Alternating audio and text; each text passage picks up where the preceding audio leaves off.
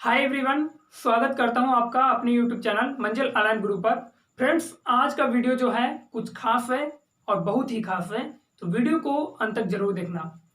तो चलिए आज हम बता देते हैं कि आज की वीडियो में हम क्या बताने वाले हैं, आप लोगों को क्या जानकारी देने वाले हैं। जैसा कि आपने थंबनेल देखा होगा, थंबनेल में दिया गया है कि अगर भारतीय सेना में आप जाना चाहते हैं और देश की सेवा करना चाहते हैं तो आपको ये बातें पता ही होनी चाहिए। कौन कौन सी वो बातें हैं?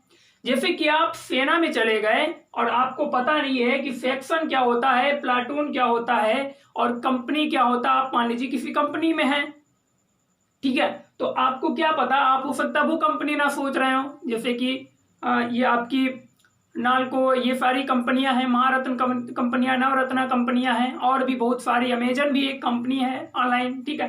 तो आप अगर कंपनी में हैं और आपको पता नहीं है कंपनी क्या होता है, और बटालियन में है तो बटालियन ही नहीं पता है आपको क्या होता है, इसके साथ ही ब्रिगेड, डिवीजन, कोर, इन सारी की सारी जो भी टुकड़ी होती हैं, इन पर हम बात करने वाले हैं आज।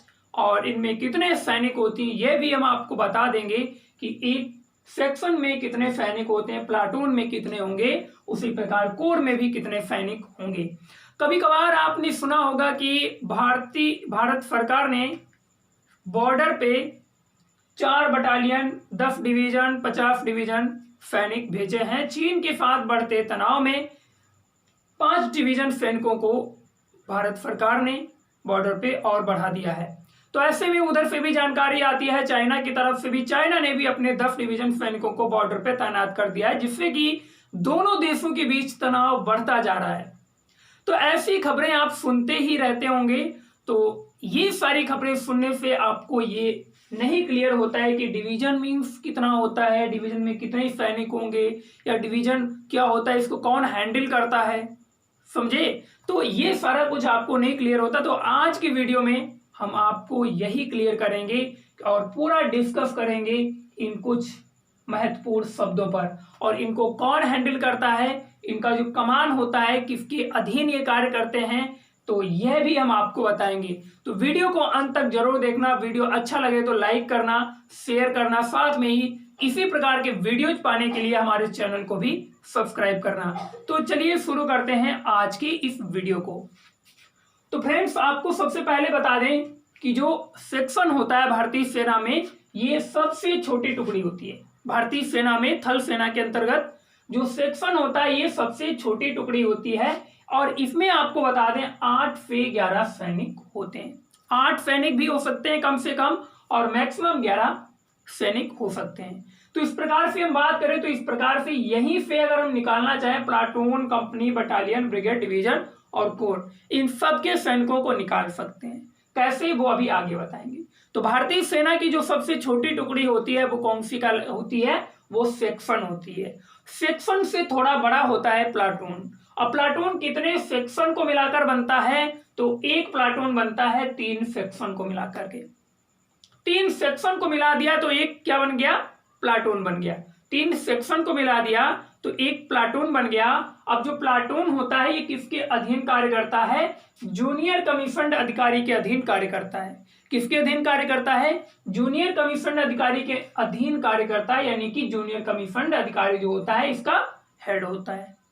प्लाटून में 3 सेक्शन होते हैं। अब एक प्लाटून में कितने सैनिक होंगे, तो आपको बता दें एक सेक्शन में 8 से 11 सैनिक हो सकते थे।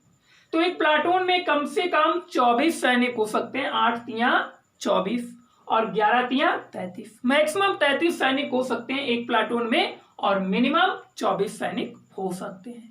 तो इस प्रकार से आप कंपनी के भी निकाल सकते हैं ना, निकाल सकते हैं। बहुत इजी है ना, बहुत आसान है। तो आगे बढ़ते हैं। कंपनी, प्लाटून से बड़ा होता है कंपनी। प्लाटून से बड़ा क्या होता है, कंपनी। तो कंपनी में कितने सैनिक होते हैं और कंपनी कैसे बनता है। कंपनी में अगर 3 इन्फेंट्री प्लाटून, यानी कि 3 प्लाटून मिला दिए जाते हैं, जब 3 प्लाटूनों को एक कर दिया जाता है तो वहां पर वो हमारी कंपनी बन जाती है। क्या बन जाती है, कंपनी। कंपनी किसके अधीन कार्य करता है, तो कंपनी अधीन कार्य करती है सीनियर कमीशन्ड अधिकारी के। और वहीं प्लाटून किसके अधीन कार्य करता था, जूनियर कमीशन्ड अधिकारी के, और कंपनी सीनियर कमीशन्ड अधिकारी के अधीन कार्य करता है। अब हमें निकालना है कंपनी में मिनिमम कितने सैनिक हो सकते हैं और मैक्सिमम कितने हो सकते हैं, आप निकाल सकते हैं। अगर मिनिमम की बात करें तो एक प्लाटून में कितने थे, 24। कम से कम की बात करें तो 24 तिया 72, 24 तिया 72, तो 72 सैनिक हो सकते हैं कम से कम कंपनी में। और मैक्सिमम की बात करें 33 तिया 99, यानी कि 99। मैक्सिमम अधिकारी हो सकते हैं 99 कंपनी में और मिनिमम 72 हो सकते हैं। तो इस प्रकार से आप बटालियन के भी निकाल सकते हैं, ब्रिगेड के भी निकाल सकते हैं। अब आप हमें कमेंट बॉक्स में ये बताएंगे कि एक बटालियन में कितने सैनिक होंगे, ब्रिगेड में, डिवीजन में, कोर में कितने सैनिक हो सकते हैं कम से कम और मैक्सिमम।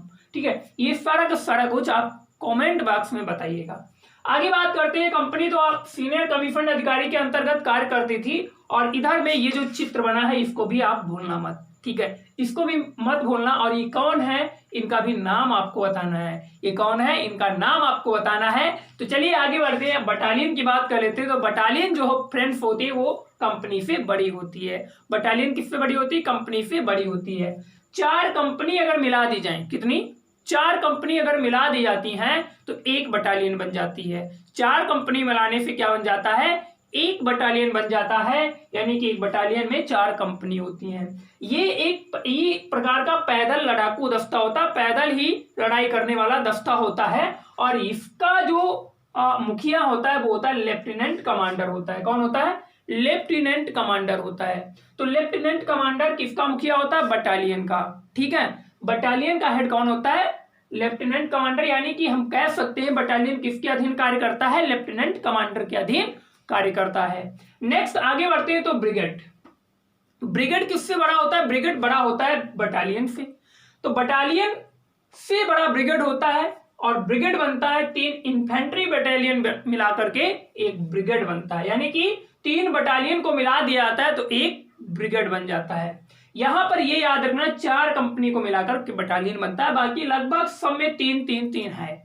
तो 3 बटालियन को मिला दिया जाता है तो एक ब्रिगेड बन जाता है। और ब्रिगेड का मुखिया होता है ब्रिगेडियर। बहुत सरल है, बहुत आसान है ये। ब्रिगेड का मुखिया कौन है, ब्रिगेडियर होता है। इस प्रकार से आप याद कर सकते हैं।